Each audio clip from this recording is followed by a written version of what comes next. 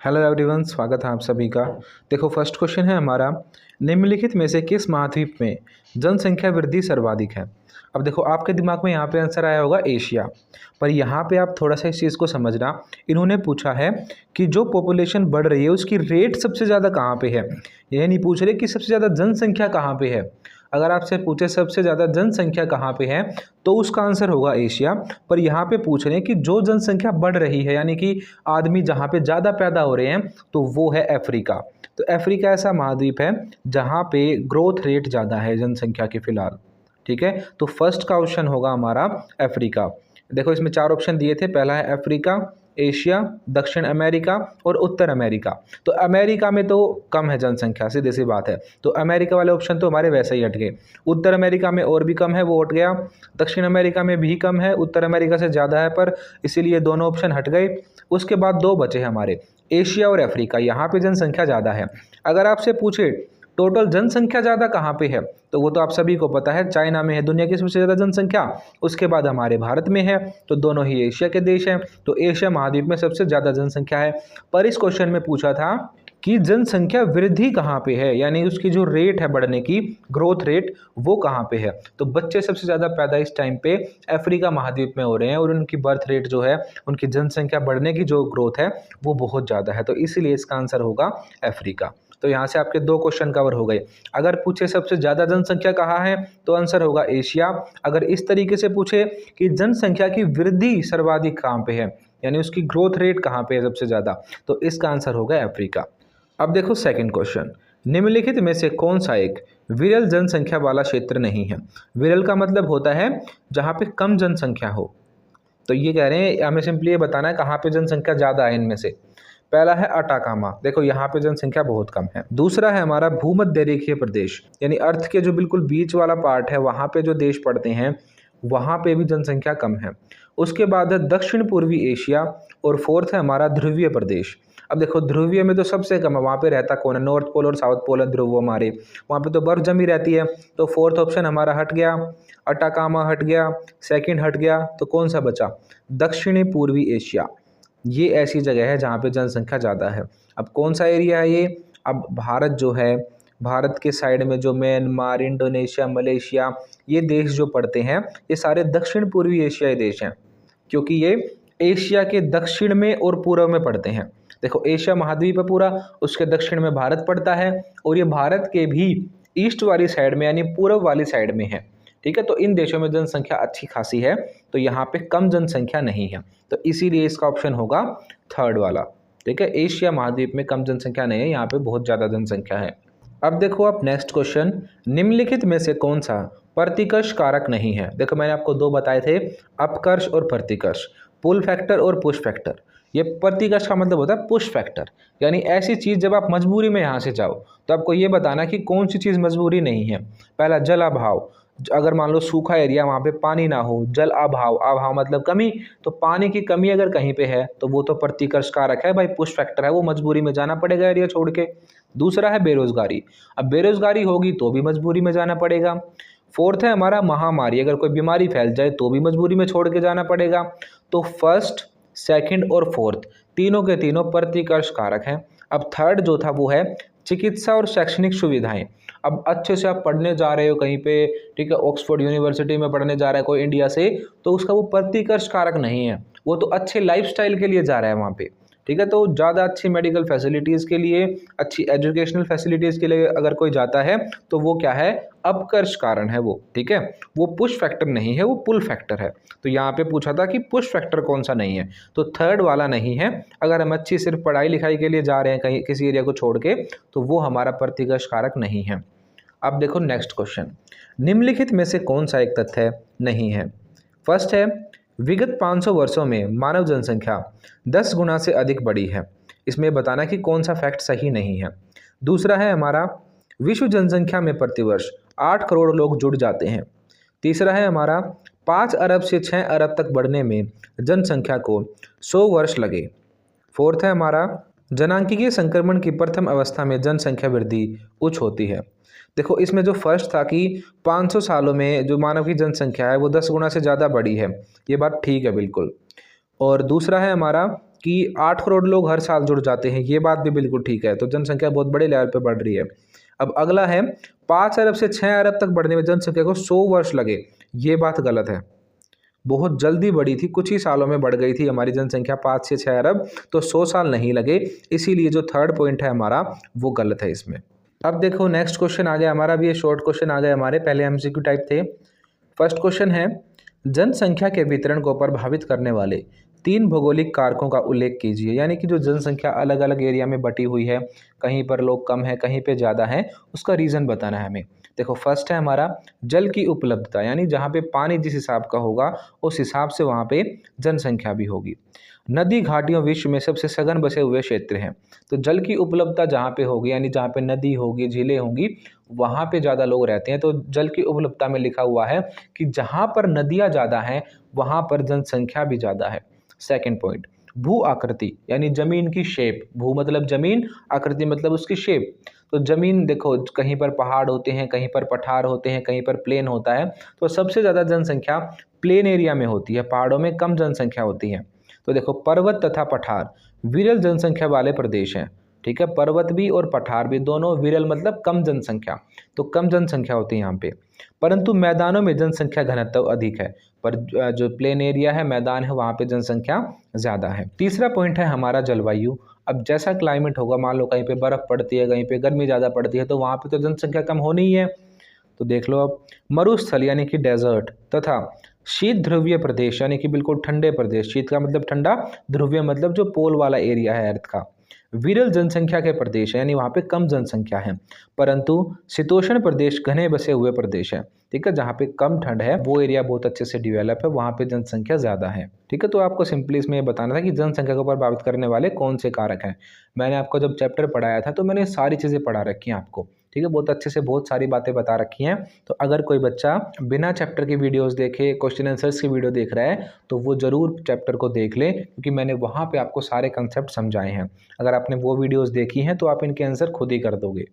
Second question है हमारा, विश्व में उच्च जनसंख्या घनत्व वाले अनेक क्षेत्र हैं, ऐसा क्यों होता है। उच्च मतलब हाई, जनसंख्या मतलब पॉपुलेशन, घनत्व मतलब डेंसिटी, यानी कि ऐसा एरिया जहाँ पे ज़्यादा डेंसिटी है लोगों की, यानी जहाँ पर ज़्यादा लोग रहते हैं। तो ऐसे एरिया संसार में बहुत सारे हैं, तो ऐसा क्यों है कि वहाँ पे जनसंख्या ज़्यादा है। देखो इसमें पहला एरिया बताया इन्होंने, दक्षिण पूर्वी एशियाई तथा पूर्वी एशिया में विकसित कृषि। अब हम सभी को पता है कि एशिया में सबसे ज़्यादा जो है पॉपुलेशन पाई जाती है, और दक्षिण पूर्व एशिया में और भी ज़्यादा। तो दक्षिण एशिया में और दक्षिण पूर्व एशिया में बहुत ज़्यादा पॉपुलेशन पाई जाती है, जिसमें भारत, चाइना, इंडोनेशिया, मलेशिया, ये वाली कंट्रीज़ आती हैं।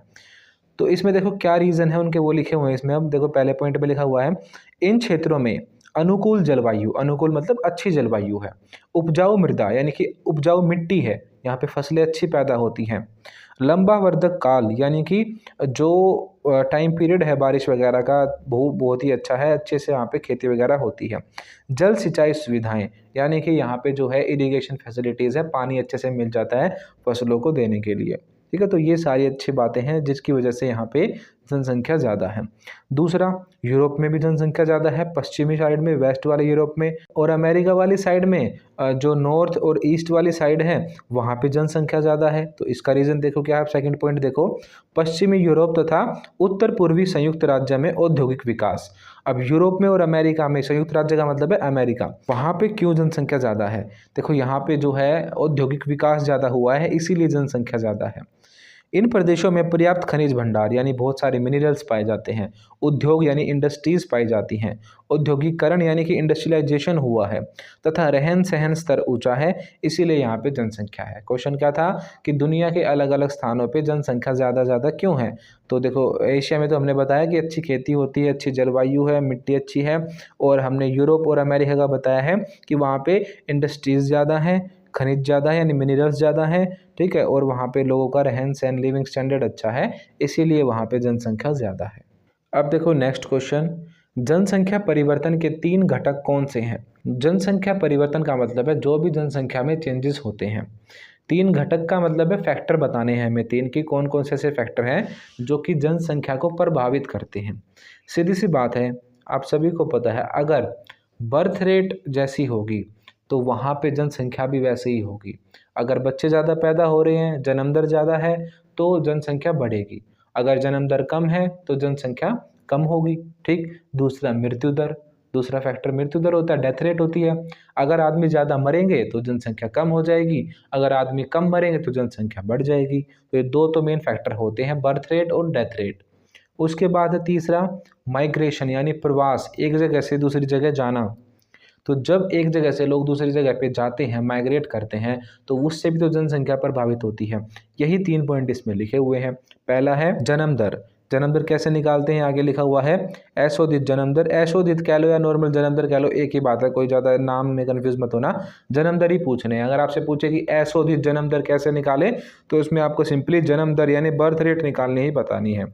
इसमें देखो कैसे निकालती है, आगे लिखा हुआ देखो, जीवित जन्म यानी जितने बच्चे पैदा हुए, उसके बटे में लिख रखा है वर्ष की मध्य जनसंख्या यानी टोटल पॉपुलेशन जितनी है वो, जितने बच्चे पैदा हुए हैं, ठीक है, और जितनी जनसंख्या है वो लिख देनी है और गुना कर देना है 1000 से। ठीक है, जितने बच्चे पैदा हुए ऊपर लिख देना और जितनी जनसंख्या टोटल है वो नीचे लिख देना और इनटू में 1000। ठीक, ये है जन्म दर निकालने का फॉर्मूला। दूसरा है मृत्यु दर, अशोधित मृत्यु दर लिखा हुआ है फिर। ठीक है, वही सेम बात है, अगर आपसे अशोधित बोले या आपसे नॉर्मली मृत्यु दर निकालने की बोले तो यही फॉर्मूला यूज होगा। बिल्कुल सिंपल है, कुछ नहीं करना आपको। इसमें भी वही, जितने आदमी मरे, मृतकों की संख्या बटे में टोटल जनसंख्या और इनटू में 1000। ऐसा ही जन्म दर में था, ऐसा ही मृत्यु दर में है। जन्म दर में क्या था, जितने पैदा हुए बटे में टोटल जितने हैं आज के टाइम पे और इनटू में 1000 कर देना है। और ऐसे ही मृत्यु दर में करना है आपको, जितने मरे बटे में टोटल इनटू में 1000। अब देख लो तीसरा था प्रवास। प्रवास के कारण लोग एक स्थान से दूसरे स्थान तक जाते हैं। हम सभी को पता है प्रवास का मतलब ही क्या है, एक जगह छोड़कर दूसरी जगह जाना। तो जनसंख्या को प्रभावित करने वाले 3 कारक हुए, जन्म दर, मृत्यु दर और प्रवास। इन तीनों से ही किसी एरिया की जनसंख्या कम होती है और किसी दूसरे एरिया की बढ़ती है। ठीक है, तो आप तीनों को याद रखना। अब देख लो नेक्स्ट क्वेश्चन, बिल्कुल सिंपल है भाई, आप सभी को पता है क्वेश्चन कि जन्म दर तथा मृत्यु दर में अंतर बताओ। ये पूछा है आपसे। बर्थ रेट क्या है और डेथ रेट क्या है, आप सभी को पता है ना, बच्चे पैदा होना बर्थ रेट है और डेथ होना लोगों की वो डेथ रेट है। फर्स्ट पॉइंट देखो, प्रति 1000 व्यक्तियों के पीछे जीवित शिशुओं की दर को जन्म दर कहते हैं। यानी 1000 में से जितने बच्चे बचे हैं वो उनकी क्या है, वो उनकी बर्थ रेट है। मृत्यु दर में देख लो फर्स्ट पॉइंट, प्रति 1000 व्यक्तियों के पीछे मृतक शिशुओं की दर को मृत्यु दर कहते हैं। ठीक है, 1000 बच्चों में से कितने मरे, वो क्या है, मृत्यु दर है। बर्थ रेट में फर्स्ट पॉइंट में कहा गया है कि 1000 आदमियों में जितने बच्चे पैदा हुए वो क्या है, बर्थ रेट है। उसके बाद इसमें लिखा कि 1000 व्यक्तियों में से कितने मर गए हैं, वो क्या है, मृत्यु दर है। सिंपल सी बात है, 1000 में काउंट करते हैं हमें से कि अगर 1000 बच्चे पैदा हुए थे तो उसमें से कितने जिंदा बचे, कितने मर गए। ठीक है, ऐसे कैलकुलेट करते हैं हम। अब दूसरा है, इसकी गणना प्रति 1000 प्रति वर्ष की दर से की जाती है। वही सिंपली बात है कि हाँ भाई 1000 पे काउंट करते हैं इसे। इसमें भी यही है कि जो डेथ रेट है वो भी 1000 प्रति वर्ष की दर से ही काउंट की जाती है। तीसरा है, तीसरा पॉइंट समझ लेना, दोनों ऊपर वाले तो सेम ही पॉइंट थे। जब जन्म दर मृत्यु दर से अधिक हो तो इसे धनात्मक वृद्धि कहते हैं। जब जन्म दर ज़्यादा हो, मृत्यु दर कम हो, यानी बच्चे ज़्यादा पैदा होते हों और डेथ रेट कम हो, तो उससे क्या होगा, धनात्मक वृद्धि होगी। धनात्मक मतलब जुड़ते जाना। ठीक है, यानी कि पॉजिटिव वे में चलेगी वो। ठीक है, सीधी सी बात है, जब बच्चे ज़्यादा पैदा होंगे तो क्या होगा, जनसंख्या बढ़ेगी, वो घटेगी थोड़ी, बढ़ेगी, यानी कि वो अप हो जाएगी। तो उसे बोलते हैं धनात्मक वृद्धि। डेथ रेट में देखोगा, डेथ रेट ज़्यादा होगी तो धनात्मक नहीं होगी, ऋणात्मक होगी। तो इन दोनों वर्ड को आप याद रखना कि अगर बर्थ रेट हाई है तो धनात्मक वृद्धि होती है, अगर डेथ रेट हाई है तो ऋणात्मक वृद्धि होती है। थर्ड पॉइंट है, जब मृत्यु दर जन्म दर से अधिक हो तो इसे ऋणात्मक वृद्धि दर कहते हैं। ठीक है, सीधी सी बात है कि अगर डेथ रेट हाई है तो वो नेगेटिव में जाएगी चीज़। ठीक है, जनसंख्या कम होगी तो उसे बोलते हैं ऋणात्मक वृद्धि। इन दोनों वर्ड्स को आप याद रखना, ऋणात्मक और धनात्मक। अब देखो नेक्स्ट क्वेश्चन, ये बहुत इंपॉर्टेंट क्वेश्चन आपसे कई बार पूछा भी गया है कि भाई पुश फैक्टर क्या है और पुल फैक्टर क्या है, प्रतिकर्ष कारक क्या है और अपकर्ष कारक क्या है। देखो फर्स्ट पॉइंट, इसमें प्रतिकर्ष कारकों के कारण लोग अपने उद्गम स्थान से दूसरे स्थान तक जाते हैं। ऐसी प्रॉब्लम हो जाती हैं कुछ, जिनकी वजह से लोग अपने एरिया को छोड़ के दूसरे एरिया में चले जाते हैं। ये होते हैं हमारे पुश फैक्टर, हमें धकेल रहे हैं, हमारी मजबूरी है उनमें जाना। जैसे कि कहीं पे बाढ़ आ जाए, भूकंप आ जाए, कोई दिक्कत हो जाए, बीमारियां फैल जाए, तो उस एरिया को छोड़ के जाना मजबूरी है। वो पुश फैक्टर है, वो प्रतिकर्ष कारक है। ठीक। अपकर्ष कारक देखो क्या है। अपकर्ष कारक गंतव्य स्थान को आकर्षक बनाते हैं, यानी जहाँ पे वो जा रहे हैं उन्हें कोई चीज़ खींच रही है, वहाँ पे पुल कर रही है। यानी वहाँ पे देखो, आजकल इंडिया के लोग अमेरिका क्यों जाना पसंद करते हैं? वहाँ की लग्जरियस लाइफ को देख के, ठीक है, उनका लिविंग स्टैंडर्ड देख के, वहाँ की जॉब अपॉर्चुनिटीज़ देख के, तो वहाँ की चीज़ें उन्हें आकर्षित कर रही हैं। ठीक है, तो वो पुल फैक्टर है। अब इसमें देखो दूसरा पॉइंट, बेरोजगारी, रहन सहन की निम्न दशाएं, राजनीतिक उपद्रव, प्रतिकूल जलवायु, प्राकृतिक विपदाएं, महामारियां प्रतिकर्ष कारक है। भाई बताया था मैंने अभी आपको कि बेरोजगारी हो, रहने सहने की अच्छी सुविधाएं ना हो, ठीक है, राजनीतिक उपद्रव यानी कि पॉलिटिकल माहौल ख़राब हो वहाँ पे, जैसे कि पाकिस्तान में रहता है, कभी आर्मी कंट्रोल कर लेती है, कभी कुछ है। ठीक है, तो पाकिस्तान के बहुत सारे लोग दूसरे देशों में रहते हैं, तो क्या है ये? राजनीतिक उपद्रव है। जैसे अभी अफगानिस्तान में हुआ, तालिबान का रूल आ गया, तो वहाँ पे क्या हो गया? राजनीतिक उपद्रव हो गया। ठीक है, तो ये ऐसी चीज़ें जब होती हैं तो लोग जो माइग्रेट करते हैं। प्रतिकूल जलवायु यानी मौसम अच्छा ना हो। प्राकृतिक विपदाएं, ठीक है, यानी कोई नेचुरल डिजास्टर हो जाए, बाढ़, भूकंप, ये सारी चीज़ें प्राकृतिक विपदाएं होती हैं। महामारियाँ, ये सारे के सारे क्या हैं? प्रतिकर्ष कारक हैं। और अब देख लो इसमें पुल फैक्टर में दूसरा पॉइंट है, कार्य के बेहतर अवसर यानी अच्छी जॉब अपॉर्चुनिटीज़ के लिए, रहन सहन की अच्छी दशाएं यानी कि अच्छे लाइफस्टाइल के लिए, शांति और स्थायित्व यानी कि शांति और जो पीस है उसके लिए जाते हैं वो लोग, जीवन में संपत्ति की सुरक्षा, अनुकूल जलवायु अपकर्ष कारक है। समझ गए? अच्छे मौसम के लिए, अच्छी लाइफस्टाइल के लिए जब जाते हैं तो वो क्या है? अपकर्ष कारक है। और मजबूरी में जब भागना पड़े वो प्रतिकर्ष कारक है। Like, share and subscribe. मुझे पता है ये लाइन सुन सुनकर आप लोग बोर हो चुके हो और मैं भी कह कहकर पक चुका हूं, लेकिन आपके एक लाइक, शेयर और सब्सक्राइब से आपको पता है कितने लोगों की रोजी रोटी चलती है। यहाँ पर कैमरामैन है, एडिटर्स और मैं हूं, तो प्लीज़ यार कर दो, 1 मिनट के लिए वीडियो को पॉज करें और लाइक, शेयर, कमेंट ज़रूर करें। ये मत सोचना कि कोई और करेगा, वो भी ये सोचते हो निकल जाते हैं। तो प्लीज़ अभी कर दीजिए, कर दो प्लीज़। अब देखो नेक्स्ट क्वेश्चन, अभी लॉन्ग क्वेश्चन आ गए हमारे। देखो इसमें क्वेश्चन है, विश्व जनसंख्या के वितरण तथा घनत्व को प्रभावित करने वाले कारकों की विवेचना कीजिए। यानी पूरी दुनिया में जो जनसंख्या है, लोग फैले हुए हैं, वो अलग अलग हिसाब से कैसे फैले हुए हैं, और घनत्व यानी कहीं पर वो कम है, कहीं पे ज़्यादा है, इनके पीछे क्या फैक्टर्स हैं ये बताना है हमें। हमने जब ये चैप्टर पढ़ा तो हमने इसमें यही सारी बातें पढ़ी थी। तो अगर किसी बच्चे ने चैप्टर वाले वीडियोस नहीं देखी हैं तो उन वीडियोस को आप ज़रूर देखो, क्योंकि अगर आप वो देख लोगे तो आपको ये सारे आंसर खुद ही आते होंगे। मैंने पूरे चैप्टर में यही मेन बातें बताई हैं कि जनसंख्या कैसे प्रभावित होती है, कहाँ पे कम है, कहाँ पे ज़्यादा है, तो ये सारी चीज़ें मैंने आपको वहाँ पे पढ़ाई हैं। तो इसमें यही पूछ लिया आपसे, मतलब जो कुछ भी हमने चैप्टर में पढ़ा था ना, वही बात मेन पूछ ली इसमें कि भाई जनसंख्या जो बटी हुई है अलग अलग एरिया में, उसके पीछे रीज़न क्या है। अब देखो इसका आंसर, जनसंख्या का घनत्व, डेंसिटी ऑफ पॉपुलेशन। किसी प्रदेश की जनसंख्या और भूमि के क्षेत्रफल के अनुपात को जनसंख्या का घनत्व कहते हैं। पहली लाइन में कहा है कि किसी एरिया में जितनी ज़मीन है और उस ज़मीन पर कितने आदमी रहते हैं, इस चीज़ को कहते हैं जनसंख्या का घनत्व। इससे किसी प्रदेश में लोगों की सघनता का पता चलता है।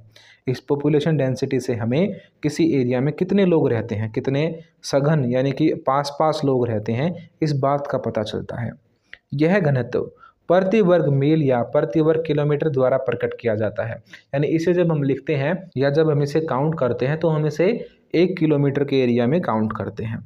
जनसंख्या घनत्व, अब देख लो इसका फॉर्मूला कैसे निकालते हैं जनसंख्या का घनत्व यानी कि पॉपुलेशन की डेंसिटी। बिल्कुल सिंपल सा फॉर्मूला है, कुछ भी नहीं है। जितने आदमी हैं उसको डिवाइड कर दो जितना एरिया है। मान लो 1000 किलोमीटर स्क्वायर एरिया है, उसमें 500 आदमी रहते हैं, तो 500 बटे 1000 कर देना है हमें। ठीक है, तो ये उसकी पॉपुलेशन डेंसिटी निकलाएगी। तो हमें सिंपली कुल जनसंख्या यानी टोटल पॉपुलेशन अपॉन में कर देना है कुल क्षेत्रफल, टोटल एरिया। अब देखो जनसंख्या घनत्व से जनसंख्या वितरण का पता चलता है, यानी जो पॉपुलेशन डेंसिटी है उससे हमें ये पता चलता है कि कितने लोग कहाँ पर रहते हैं। जनसंख्या का घनत्व प्राय खाद्य पदार्थों की सुविधा तथा रोजगार की प्राप्ति पर निर्भर करता है। ठीक है, अगर खाने पीने को मिलेगा, आपको खाद्य पदार्थ मिलेंगे और रोजगार मिलेगा, तो वहाँ पे जनसंख्या ज़्यादा होगी, ये कह रहे हैं इस लाइन में। प्राकृतिक सुविधाओं का महत्वपूर्ण प्रभाव पड़ता है। अब नेचुरल चीज़ों का तो प्रभाव पड़ेगा ही जनसंख्या पर, ठीक है। अगर रेगिस्तान है तो वहाँ पे जनसंख्या कम होगी, अगर अच्छा एरिया है, अच्छी खेती होती है वहाँ पे, अच्छा सब कुछ मिल जाता है तो वहाँ पे ज़्यादा होगी। परंतु कई प्रकार के भौतिक, सामाजिक, राजनीतिक तथा ऐतिहासिक कारण मिलकर जनसंख्या के घनत्व पर प्रभाव डालते हैं। और नेचुरल तो है ही, उसके साथ साथ बहुत सारे हिस्टोरिक रीज़न भी होते हैं, सोशल रीज़न भी होते हैं, जिनकी वजह से क्या होता है, एक एरिया की पॉपुलेशन डिसाइड होती है। अब एक एक करके उन सभी रीजंस को देख लो जिनकी वजह से कहीं पर पॉपुलेशन कम है और कहीं पर ज़्यादा है। देखो जहाँ पर ये चीज़ें अच्छी होंगी, जो भी हम पॉइंट पढ़ेंगे अभी, तो वहाँ पे जनसंख्या ज़्यादा होगी। फर्स्ट पॉइंट देखो, भौगोलिक कारण यानी ज्योग्राफिकल फैक्टर क्या होते हैं। पहला है धरती यानी धरातल। किसी देश में पर्वत, मैदान तथा पठार जनसंख्या के घनत्व पर अलग अलग प्रभाव डालते हैं। यानी कि कहीं पर पहाड़ हैं, कहीं पर मैदान है और कहीं पर पठार है। आप सभी को पता है पहाड़ों में कम जनसंख्या होती है, मैदानों में ज़्यादा होती है। ऐसे ही पठारों में भी कम जनसंख्या होती है। तो जहाँ पर जैसी ज़मीन होगी वैसी वहाँ की जनसंख्या होगी। पर्वतीय भागों में समतल भूमि की कमी होती है, कठोर जलवायु, यातायात के कम साधनों तथा कृषि के अभाव के कारण जनसंख्या कम होती है। ठीक है, समझ गए क्यों है खेतों में कम। अब देखो पर्वतीय भागों में क्या कमी बताई है, ज़मीन कम होती है क्योंकि पहाड़ होते हैं वहाँ पे। कठोर जलवायु यानी कि ठंड वगैरह ज़्यादा होती है, यातायात के साधन कम होते हैं और कृषि के अभाव यानी खेती की कमी होती है। पहाड़ों पे खेती कम होती है, आप सभी को पता है वहाँ पे बड़े बड़े खेत थोड़ी हैं, छोटा मोटा एरिया है, वहाँ पे हल्की फुल्की खेती हो पाती है केवल। इसीलिए रॉकीज, एंडीज तथा हिमालय पर्वत कम जनसंख्या वाले प्रदेश हैं। ठीक है, तो पूरी दुनिया में जहाँ पर भी पहाड़ हैं, चाहे वो अमेरिका हो, चाहे यूरोप हो, चाहे वो भारत हो, तो रॉकीज माउंटेन्स में भी, एंडीज माउंटेन्स में भी और हिमालय माउंटेन्स में भी जनसंख्या जो है वो कम है। मैदानी प्रदेशों में कृषि, जल सिंचाई, यातायात, व्यापार तथा जीवन निर्वाह की सुविधाओं के कारण घनी जनसंख्या मिलती है। मैदानी एरिया होगा वहाँ पे खेती होगी, जल मिल जाएगा, ट्रांसपोर्टेशन की फैसिलिटी होगी, तो वहाँ पे क्या होता है, ज़्यादा जनसंख्या मिलती है, ये कह रहे हैं। संसार की 80% जनसंख्या मैदानों में निवास करती है। तो पूरी दुनिया में जहाँ जहाँ पे भी मैदान है, चाहे वो अमेरिका हो चाहे भारत हो, वहाँ पर जनसंख्या ज़्यादा निवास करती है। तो पूरी दुनिया की लगभग 80% पॉपुलेशन मैदानी एरिया में रहना पसंद करती है। गंगा का मैदान, ठीक है, हमारे भारत में कौन सा एरिया, गंगा का मैदान, यानी कि पंजाब के बाद जो हरियाणा, दिल्ली, यूपी, एमपी, ये सारा जो एरिया है, पूरा वेस्ट बंगाल तक हमारा भारत, उत्तर भारत पूरा, ये गंगा का मैदान है। तो यहाँ पे सबसे ज़्यादा जनसंख्या है पूरी दुनिया की। चीन में हुआंग हो का मैदान, ठीक है, चीन में भी एक मैदान है हुआंग हो, वहाँ पे भी बहुत ज़्यादा जनसंख्या है। ठीक है, तो जहाँ जहाँ पे ये मैदान होते हैं वहाँ पे जनसंख्या ज़्यादा होती है क्योंकि वहाँ की कंडीशंस अच्छी होती हैं। अब देखो सेकंड पॉइंट है जलवायु। बिल्कुल सिंपल सी बात, आप सभी को पता है मौसम तो डिसाइड करता ही है जनसंख्या को। तापमान तथा वर्षा जनसंख्या के घनत्व पर स्पष्ट प्रभाव डालते हैं। ठीक है, टेम्परेचर और बारिश ये दोनों चीज़ें डिसाइड करती हैं जनसंख्या को। अधिक ठंडे या अधिक गर्म क्षेत्रों में कम जनसंख्या होती है, इसीलिए संसार के उष्ण व शीत मरुस्थल व ध्रुवीय प्रदेश लगभग खाली हैं। ठीक है, यानी जहाँ पे ज़्यादा ठंड है या ज़्यादा गर्मी है वहाँ पे तो जनसंख्या कम होनी ही है। संसार के उष्ण का मतलब है गर्म एरिया और शीत मरुस्थल का मतलब है कोल्ड एरिया। ठीक है, तो जहाँ पे कोल्ड डेजर्ट हो, चाहे जैसे कि हमारे इंडिया में लद्दाख वाला एरिया है वो कोल्ड डेजर्ट है। ठीक है, और राजस्थान में जो थार डेजर्ट है वो हमारा गर्म डेजर्ट है, हॉट डेजर्ट है, उष्ण मरुस्थल है। ये दोनों जगह पे कम जनसंख्या होती है। उसके अलावा ध्रुवीय प्रदेश यानी जहाँ पे बर्फ़ जमी रहती है वहाँ पे भी कम जनसंख्या होती है। अब पूरी दुनिया में देख लो कौन कौन से मेन जगह ऐसी हैं जहाँ पे कम जनसंख्या है। सहारा मरुस्थल यानी कि सहारा डेजर्ट जो कि अफ्रीका में है पूरा का पूरा। अंटार्कटिक महाद्वीप, ये तो पूरा कॉन्टिनेंट ही ऐसा है जहाँ पे बर्फ़ रहती है, तो वहाँ पे जनसंख्या बहुत कम है। तथा टुंड्रा क्षेत्र, टुंड्रा क्षेत्र क्या होता है इसको समझ लो आप। देखो चाहे अमेरिका हो, चाहे रशिया हो, चाहे कोई भी एरिया हो, तो जहाँ पे बहुत ही ज़्यादा ठंड हो उस एरिया को बोलते हैं टुंड्रा क्षेत्र। ठीक है, तो टुंड्रा एरिया में जनसंख्या कम मिलती है हमें। यहाँ समशीतोष्ण, भूमध्य सागरी तथा मानसूनी जलवायु के प्रदेशों में घनी जनसंख्या मिलती है। ठीक है, समशीतोष्ण यानी कि कम ठंड हो जहाँ पे, वहाँ पे ज़्यादा जनसंख्या मिलती है। मानसूनी जलवायु यानी जहाँ पे बारिश वगैरह अच्छी होती हो उस एरिया में भी ज़्यादा जनसंख्या मिलती है। तो समझ गए पूरी दुनिया में कहाँ कहाँ पे जनसंख्या कम, कहाँ पे ज़्यादा। ठंडे डेजर्ट में भी कम, गर्म डेजर्ट में भी कम। टुंड्रा प्रदेशों में भी कम, अंटार्कटिक महाद्वीप में भी कम, ठीक है, यानी जहाँ पे ठंड ज़्यादा है। और ज़्यादा कहाँ पे है? समशीतोष्ण यानी कि कम ठंडे एरिया में। उसके अलावा मानसूनी एरिया में, ये एरिया ऐसे हैं जहाँ पे जनसंख्या ज़्यादा है। यहाँ पर्याप्त वर्षा के लिए उपयुक्त होती है, यानी यहाँ पे बारिश ज़्यादा होती है। पश्चिमी यूरोप तथा दक्षिण पूर्व एशिया में उत्तम जलवायु के कारण जनसंख्या का भारी केंद्रीकरण हुआ है। यूरोप की वेस्ट साइड में और हमारे इंडिया वाली साइड में, यानी एशिया के दक्षिण वाली साइड में बहुत ज़्यादा जनसंख्या है, ठीक है, हमारे पूर्व वाली साइड में भी और दक्षिण वाली साइड में भी। तो एशिया की दक्षिणी साइड में भी, जहाँ से चाइना शुरू होता है, भारत शुरू होता है, इस एरिया में भी बहुत जनसंख्या है। और दक्षिण पूर्वी एरिया जहाँ पे इंडोनेशिया वगैरह है, वहाँ पे भी ज़्यादा जो है पॉपुलेशन वो मिलती है हमें। देखो, अगर किसी बच्चे ने चैप्टर वाले वीडियोस नहीं देखी हैं तो उनको ज़रूर देखो आप, क्योंकि मैंने वहाँ पे आपको अच्छे से मैप दिखाकर वीडियोस दिखाकर अच्छे से समझाया है कि कौन से एरिया में कैसे पॉपुलेशन बनती है, कहाँ पे कितने लोग रहते हैं। तो उन चीज़ों को ज़रूर देख लो, फिर आपके दिमाग में सारी चीज़ें होंगी कि कहाँ पे ज़्यादा कहाँ पे कम, क्योंकि आपको पूरी दुनिया का मैप पता होगा, सारे देशों के बारे में पता होगा। तो आप फिर इन क्वेश्चंस को अगर करोगे तो आपको बहुत ईजी लगेंगे ये। अगर आप सीधे इनको पढ़ोगे तो आपको ये मुश्किल लग सकते हैं, क्योंकि आपको ये कुछ एरिया नहीं पता होगा कि कहाँ पे पूर्वी एशिया पड़ेगा, कहाँ पे क्या पड़ेगा।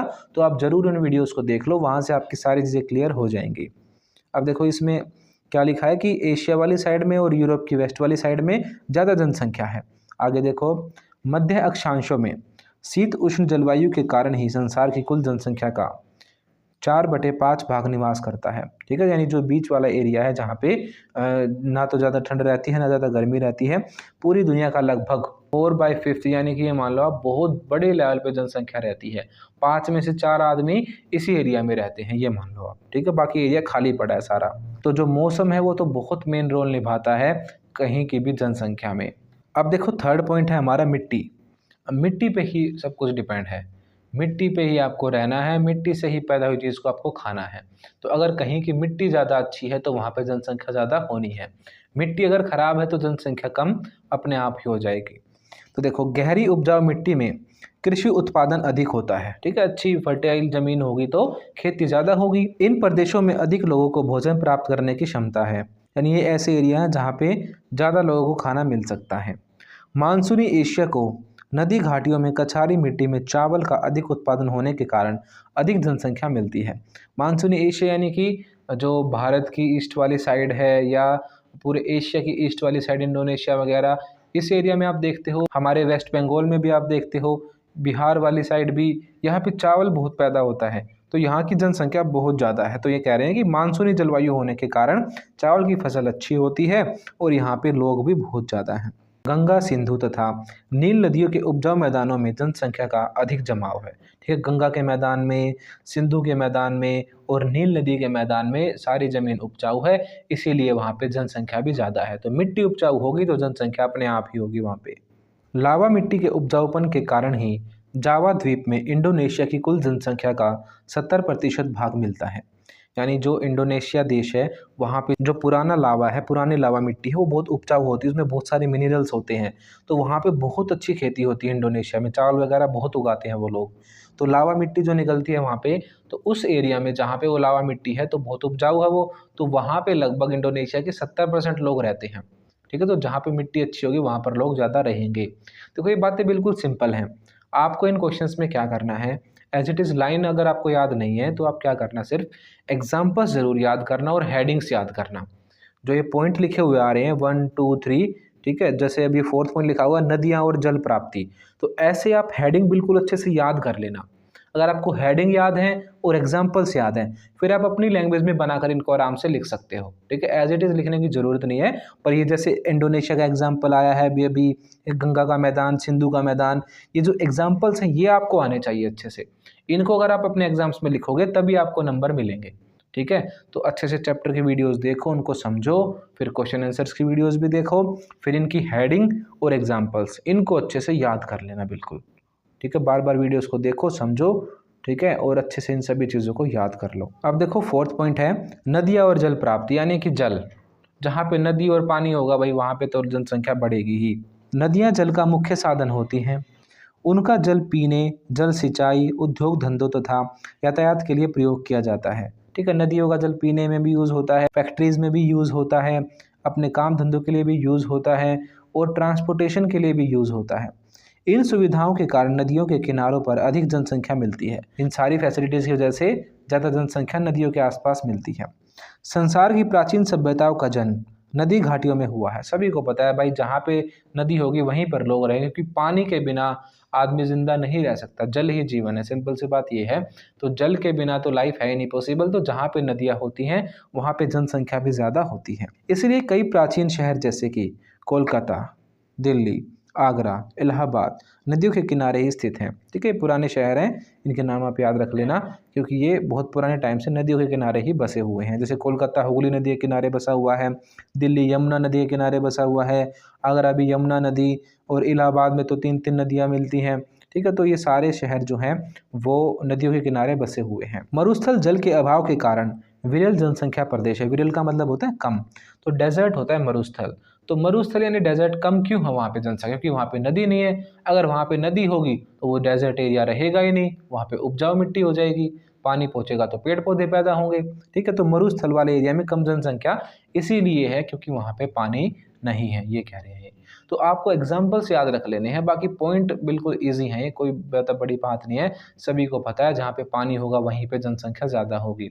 अब देखो, ये तो थे हमारे भौगोलिक कारण, जो भी नेचर ने हमें दिया है वो कारण। अब देखो दूसरे टाइप के कारण क्या क्या है जनसंख्या को बढ़ाने के। इसमें आ गया अब ऐतिहासिक कारण, हिस्टोरिकल फैक्टर। यानी कि बहुत सारे शहर ऐसे हैं ना जो हिस्टोरिकली बसे हुए। जैसे आप आगरा का एग्जांपल ले लो, मुगलों की राजधानी हुआ करता था आगरा कभी, तो आगरा शहर बसाया गया उस टाइम पे, वहाँ पे पहले से जनसंख्या है, तो ऐतिहासिक महत्व भी है उसका। बहुत सारे धार्मिक नगर हैं, जैसे अयोध्या है, ठीक है, और भी बहुत सारे नगर हैं। तो बहुत सारी जगह ऐसी है जो कि ऐतिहासिक महत्व रखती हैं अपना, और वहाँ पे जनसंख्या ज़्यादा है। कई बार ऐतिहासिक महत्व के स्थान पर जनसंख्या के केंद्र बन जाते हैं। गंगा के मैदान में, सिंधु के मैदान में तथा चीन में प्राचीन सभ्यता के कई केंद्रों में जनसंख्या अधिक है। नील नदी में जनसंख्या का अधिक घनत्व ऐतिहासिक कारणों से ही है। ठीक है, बहुत ये एरिया आपको बता दिए हैं कि गंगा का मैदान, सिंधु का मैदान, चीन वाली सभ्यता, ये बहुत पुराने टाइम से सभ्यता बनी हुई है। ठीक है, इन सभी एरिया में बहुत पुराने टाइम से जनसंख्या निवास करती है। अब ये देख लो, आपको मैप दिखाया गया कि कहाँ कहाँ पे जनसंख्या ज़्यादा है। देखो सबसे ज़्यादा आपको दिख रही है वाइट एरिया पूरा, जहाँ पे भारत है। तो एशिया का दक्षिण वाला भाग है ये, और इंडिया से इधर अगर आप देखोगे तो ईस्ट वाली साइड है ये। तो दक्षिणी एशिया में और दक्षिणी पूर्वी एशिया में बहुत ज़्यादा जनसंख्या है। फिर आप अफ्रीका में देखो, आपको अफ्रीका में भी ये कुछ एरिया दिख रहा है वाइट, यहाँ पे भी जनसंख्या ज़्यादा है। अफ्रीका से ऊपर आप देखो, ये है यूरोप। यूरोप की वेस्ट वाली साइड में भी जनसंख्या ज़्यादा है। ठीक है, फिर आप इस तरफ आ जाओ अमेरिका में, आपको सारा खाली दिख रहा है, ज़्यादा जनसंख्या नहीं दिख रही। पर यहाँ पे बीच में आपको अमेरिका की पूर्व वाली साइड में दिख रहा है, यहाँ पे जनसंख्या ज़्यादा है। ये कुछ ऐसे एरिया हैं पूरी दुनिया में जहाँ पे जनसंख्या ज़्यादा है। अब देखो नेक्स्ट पॉइंट है राजनीतिक कारण, यानी पॉलिटिकल फैक्टर क्या क्या है। राजनीतिक कारणों का भी जनसंख्या पर प्रभाव पड़ता है।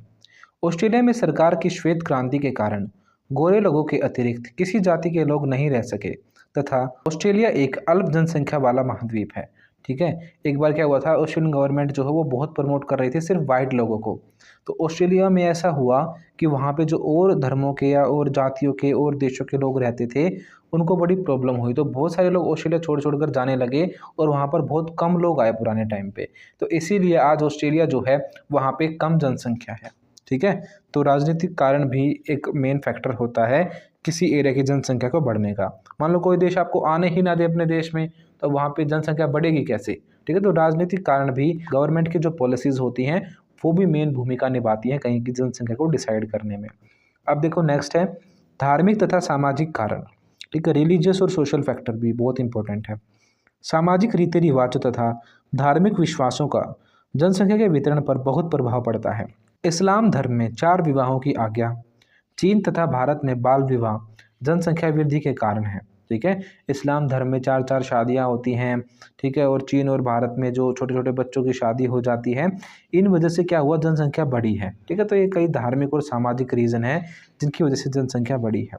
कई तीर्थ स्थान अधिक जनसंख्या के केंद्र बन जाते हैं। ठीक है, जहाँ पे ज़्यादा धर्म वगैरह को मानते हैं, कई तीर्थ स्थल हैं, तो वहाँ पे जनसंख्या बढ़ जाती है। परिवार कल्याण अपनाने वाले देशों में जनसंख्या की वृद्धि दर कम होती है। ठीक है, जो परिवार कल्याण अपनाते हैं, यानी कि प्लानिंग के साथ बच्चे पैदा करने की कहते हैं, ठीक है, वहाँ पे जनसंख्या कम होती है। यहूदी लोग भी धार्मिक अत्याचारों से तंग आकर इज़राइल देश में जा बसे हैं। ठीक है, अब देखो धार्मिक रीज़न है, जो इज़राइल देश बना है ना, वहाँ के लोग यहूदी होते हैं। मैंने आपको पॉलिटिकल में पढ़ा है ये चीज़ कि उनको कैसे भगाया गया था, इज़राइल कैसे बना था। तो सिंपली आप यहाँ पे ये समझो बस, यहूदी एक धर्म है और इनको यूरोप से भगाया गया था, इन्हें कई जगहों से भगाया गया, जिस वजह से इन्होंने एक अपना देश बना लिया जिसका नाम है इज़राइल। ठीक है, तो धार्मिक रीज़न रहा ना ये उनके देश बनने का। तो धार्मिक वजह से भी कहीं पर किसी धर्म के लोग इकट्ठे हो जाते हैं, वही उनका देश बन जाता है, वहाँ पे जनसंख्या उनकी बढ़ जाती है। तो यहूदियों का जो इज़राइल बना है वो भी धार्मिक एक रीज़न की वजह से बना है। अब देखो अगला है हमारा आर्थिक कारण, यानी कि इकोनॉमिक फैक्टर, पैसे से जुड़ी हुई चीज़। अब इकोनॉमी में हमारी खेती भी आती है, बिजनेसेस भी आते हैं, सब कुछ आता है। तो आर्थिक कारण में पहला पॉइंट है हमारा खेती बाड़ी। अधिक कृषि उत्पादन वाले क्षेत्रों में अधिक भोजन प्राप्ति के कारण जनसंख्या ज़्यादा होती है। सिंपल, जहाँ पे खेती ज़्यादा वहाँ पे जनसंख्या ज़्यादा, पहली लाइन है ये। चावल उत्पन्न करने वाले क्षेत्रों में साल में 3-3 फसलों के कारण अधिक लोगों का निर्वाह हो सकता है। अब चावल कई कई बार हो जाता है, तो जहाँ पे चावल की खेती होती है हमारे देश में भी देख लो आप, वहाँ पे जनसंख्या बहुत ज़्यादा है। इसीलिए मानसूनी एशिया में अधिक जनसंख्या है, वही कह रहे हैं हमारे एशिया में इसीलिए बहुत जनसंख्या है।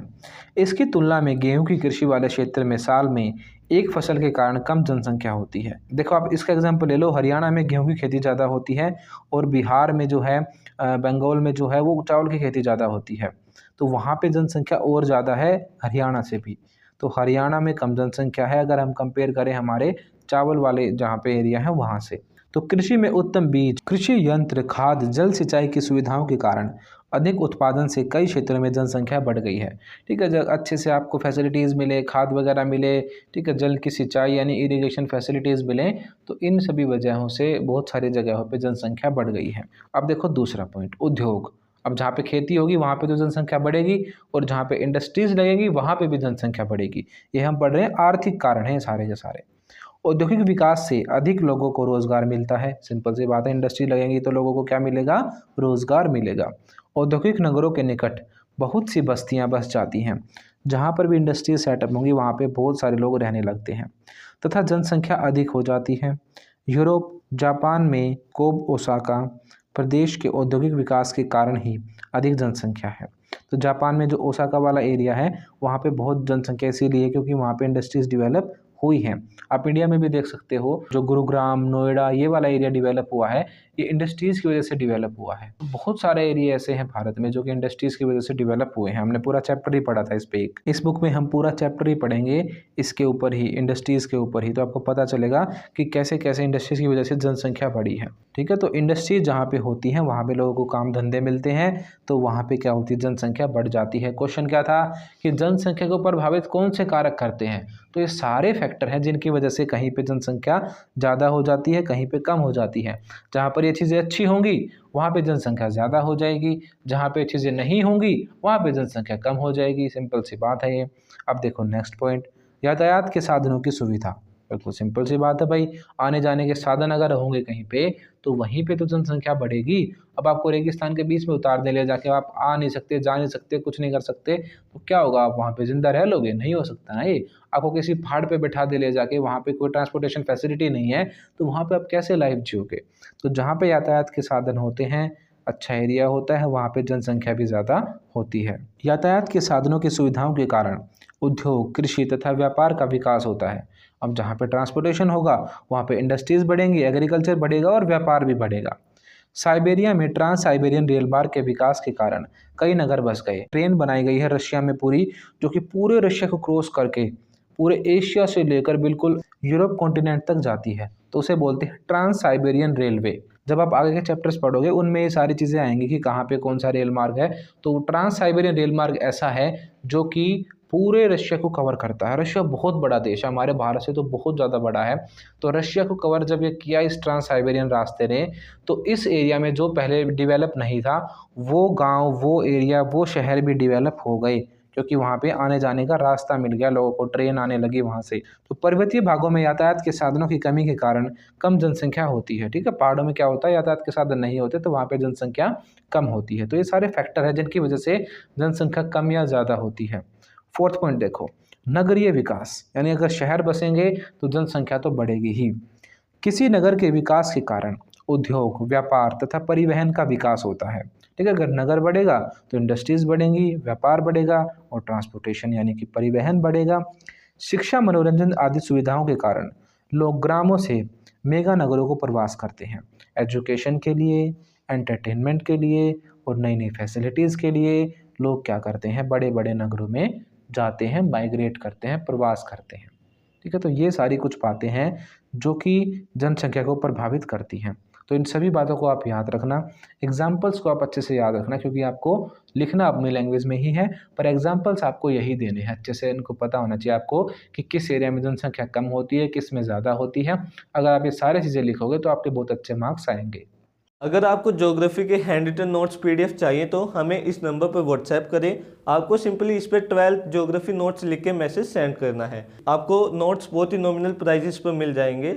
अगर आप अदर सब्जेक्ट्स के भी चाहते हैं तो आपको 12th लिख के आगे वो सब्जेक्ट मेंशन करना है। जैसे आपको हिस्ट्री की चाहिए तो 12th हिस्ट्री नोट्स, पॉलिटिकल की चाहिए तो 12 पॉलिटिकल नोट्स लिख के मैसेज सेंड करना है। And other details you will get on WhatsApp. Like, share and subscribe. मुझे पता है ये लाइन सुन सुनकर आप लोग बोर हो चुके हो और मैं भी कह कहकर पक चुका हूं, लेकिन आपके एक लाइक, शेयर और सब्सक्राइब से आपको पता है कितने लोगों की रोजी रोटी चलती है। यहाँ पर कैमरामैन है, एडिटर्स और मैं हूं, तो प्लीज़ यार कर दो। 1 मिनट के लिए वीडियो को पॉज करें और लाइक, शेयर, कमेंट जरूर करें। ये मत सोचना कि कोई और करेगा, वो भी ये सोचते हो निकल जाते हैं।